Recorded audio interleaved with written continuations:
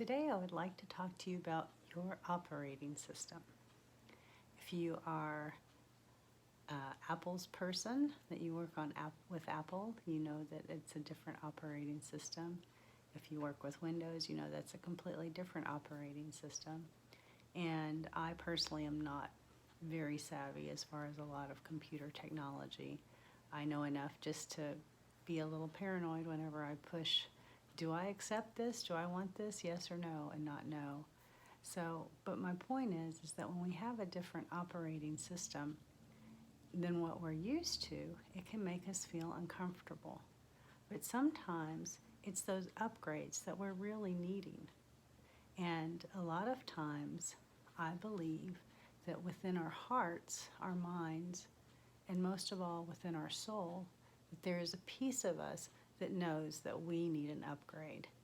And it can be scary to have an upgrade because if you've been running Windows 7 for a long time, Windows 10 seems like crazy erratic. And so what happens is sometimes we opt for comfortable instead of evolvement. And it's easy to understand because we get used to things and that makes us feel a sense of peace and comfort. But there's no growth. A tree does not stay one size, it continues to grow, even if it feels comfortable at that. And it's hard for change, and I understand that. But it's my hope to give you some understanding about the programs that you may be running that could possibly not be serving you well. So briefly, and this is a very in-depth, very in-depth conversation or topic, but the point I'm trying to make is whatever you've been programmed with when you were little is what went very deeply into your brain and into your subconscious. You didn't have that frontal cortex developed to say, you know what, this is really not a great idea. This is not going to serve me. This may tear me down. We just, as children, just take everything that's given to us and we just accept it. If someone tells us something negative about ourselves, we just accept it.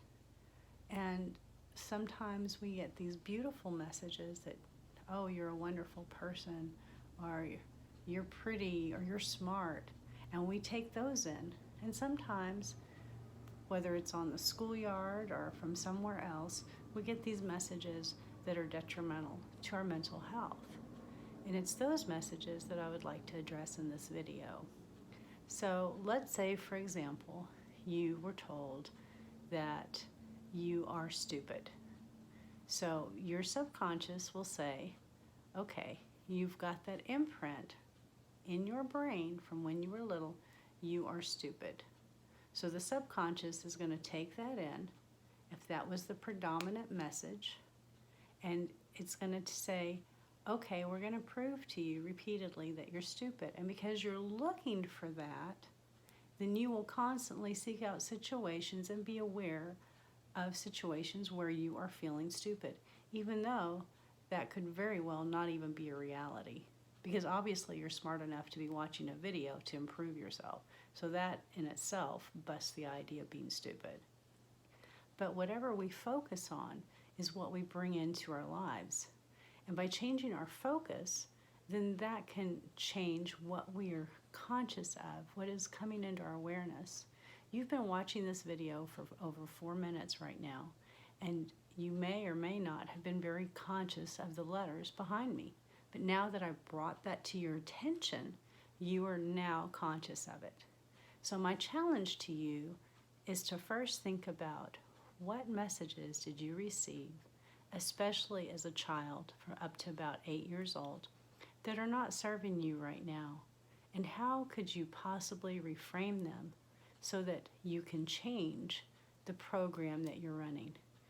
If your program is not running well, if you're not feeling joy and peace and happiness, at least a part of the time, then it's safe to say it's time for an upgrade. And it is my sincere hope that with coming videos that I can facilitate that in some way. And do your homework and it will pay for itself, because your life will be happier, I believe it with all my heart, and that is my sincere hope. Thank you for your time.